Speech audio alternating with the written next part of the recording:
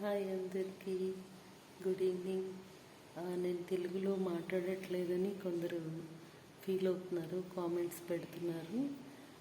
So నేను ఇప్పుడు చెప్పేది ఏంటంటే, మీకు లీగల్ ఫైట్ అనేది అది కోర్టులో నడుస్తూనే ఉంటుంది.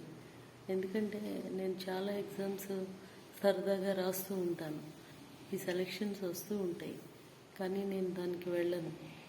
Okay, because already I got selected as NPDO long back 2 decades ago.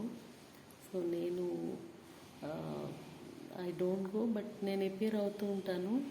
ఒక కేసు అయితే 99 నోటిఫికేషన్ గ్రూప్ 2, అది 21లో I think around August or October.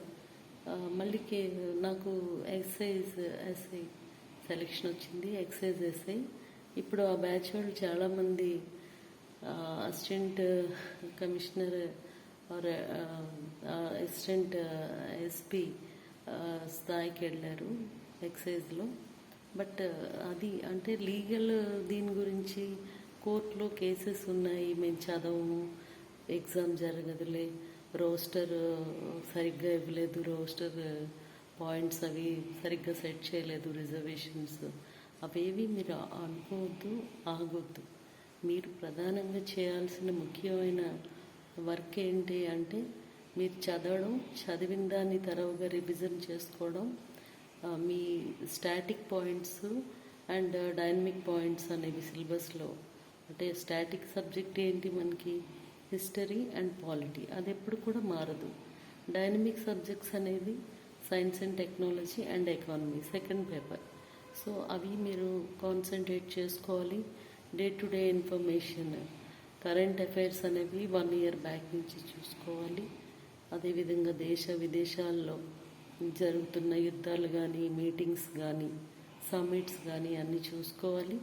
అదేవిధంగా మీరు మీ వీక్నెస్ ఎక్కడుంది, మీరు ఆర్ట్స్ స్టూడెంట్ అయితే సైన్స్ బాగా చదవాలి, మీరు సైన్స్ స్టూడెంట్స్ అయితే arts side polity, especially articles గుర్తుపెట్టుకోవాలి, history, time tables, kings, battles గుర్తుపెట్టుకోవాలి. అదేవిధంగా మీరు ఇంకా స్ట్రెంగ్తెన్ అవ్వాలి, మెంటల్గా స్ట్రాంగ్గా ఉండాలి. భగవంతుడి మీద భారం వెయ్యాలి, కానీ గాల్లో దీపం పెట్టి భగవంతుడా అంటే జరగదు.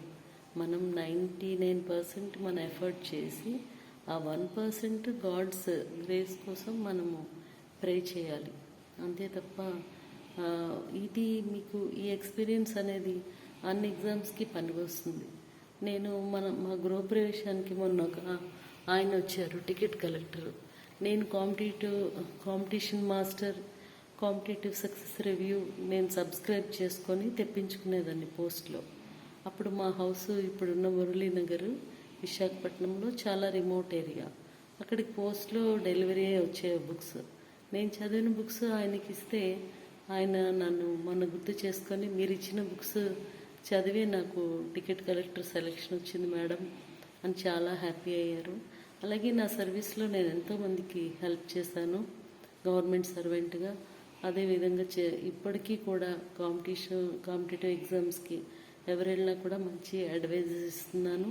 నేను కూడా తొందరలో ఒక కోచింగ్ సెంటర్ స్టార్ట్ చేద్దాం అనుకుంటున్నాను గైడెన్స్ కోసం.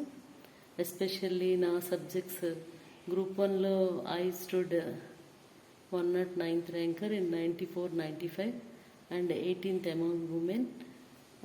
I went up to Supreme Court, but the court has denied on a simple clause that you have not come before the court within 1 year.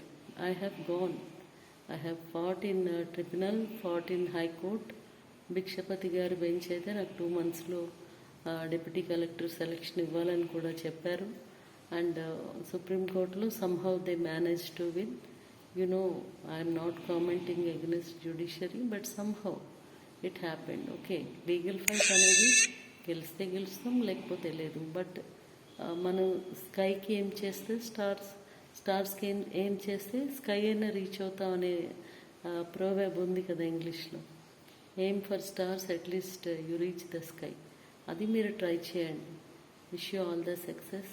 ఒక 1 week 8 days ఉంది మీ exam. అందరూ కష్టపడి చదవండి. బాగా చదవండి. You are all like my brothers and sisters and my children. Wish you all the success.